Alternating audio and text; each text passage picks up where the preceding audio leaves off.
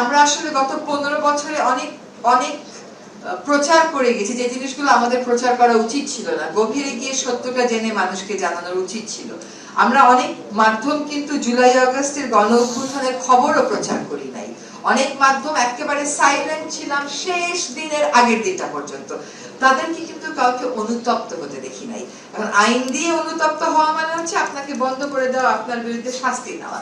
কিন্তু আসলে মানুষের বিবেক জাগ্রত করতে যে প্রতিষ্ঠানগুলো কাজ করে, সেই প্রতিষ্ঠানগুলো যখন দেখবে যে তারা ভুল তথ্য দিয়েছে, এতটা বছর তো কেবল একটা রাজনৈতিক সরকারই আমাদেরকে প্রতারিত করেনি। তার ওয়েপন হিসাবে যে সমস্ত মাধ্যম কাজ করেছে, সংবাদ পরিবেশনার মাধ্যম, তারাও তো নিজেকে দোষের ঊর্ধ্বে দাবি করতে পারেনি, কিন্তু সেখানে কিন্তু কোনো অনুতাপ বোধ আমরা দেখিনি। এখনো কেন চলছে তার কারণ হচ্ছে অর্থ আছে। অর্থ তো ছিটিয়ে দেওয়া হয়েছে। কেন সরকার তার সাথে কম্পিট করে পারছে না? তার কারণ হচ্ছে আমাদের সেই পরিমাণ অর্থ নাই যেটা আমরা বিনিয়োগ করব। আমরা যে টাকাটা যে কাজে ব্যয় করছি ঘোষণা দিয়ে করছি, দেখিয়ে করছি।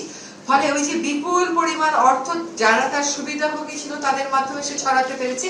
আমাদের তো কেউ সুবিধাভোগী নেই, আমাদের তো কোনো দল নেই, আমাদের তো কোনো বাহিনী নেই। ফলে আমরা তো ওইভাবে কাউন্টার দেওয়া আমার পক্ষে সম্ভব না, আমাদের পক্ষে সম্ভব না।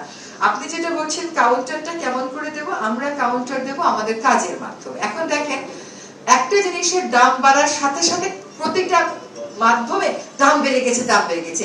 এই রোজাটা যে এত কম দামে ন্যায্য মূল্যে সবকিছু পাচ্ছে, কয়টা সংবাদ মাধ্যম এটা সরকারের একটা অর্জন হিসেবে প্রচার করেছে? কেন করছে না? তাহলে ওই যে মানে অনুতপ্ত না হওয়ার সাথে কি এটার একটা সম্পর্ক আছে? এটা আমি মাঝে মাঝে বসে বসে ভাবি।